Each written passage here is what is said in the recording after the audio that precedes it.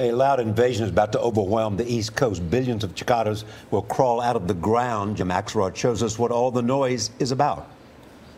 So see if you can find one of those cicadas, and if you find one, point to it and let us know. These preschoolers at the Cora Hartshorn Arboretum in Short Hills, New Jersey, right here, are getting their first glimpse at one of the marvels of nature. I see a lot of holes. Oh, you found one. They're disgusting. Like clockwork, the cicadas, who belong to what scientists call Brood 2, are digging their way out. When are we going to have a cicada explosion? Well, give it a couple of weeks. Okay, so this is a cicada hole, and there is a cicada nymph. John Cooley is a researcher at the University of Connecticut.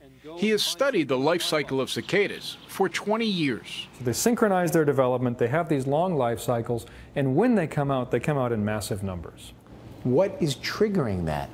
Well, they are counting the seasons because they're down underground feeding on the roots, and they're counting the number of times that it leaves out. And then when you get to the right spring, they're monitoring soil temperatures, and when it hits that 64 or so degrees Fahrenheit, out they come. The eastern United States is the only place in the world where the 17-year cicada cycle occurs. An estimated 1 million cicadas per acre will blanket the region from North Carolina to Connecticut. Once the cicada nymph sheds its outer skin, it morphs into an adult with big red eyes, a black body, and a 2-inch wingspan. The rest of its 4 to 6 week life is devoted to finding a mate and making babies. Which is where all the racket comes in.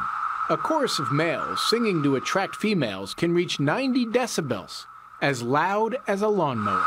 That's due to their hollow abdomens that amplify their love song. So the male is calling,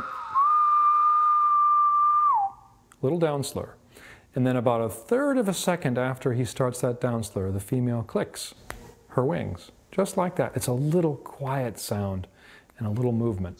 In a couple of months, the buzzing will be gone, and the next time these little ones hear it, they'll be 20-somethings. For CBS This Morning, Jim Axelrod, Short Hills, New Jersey.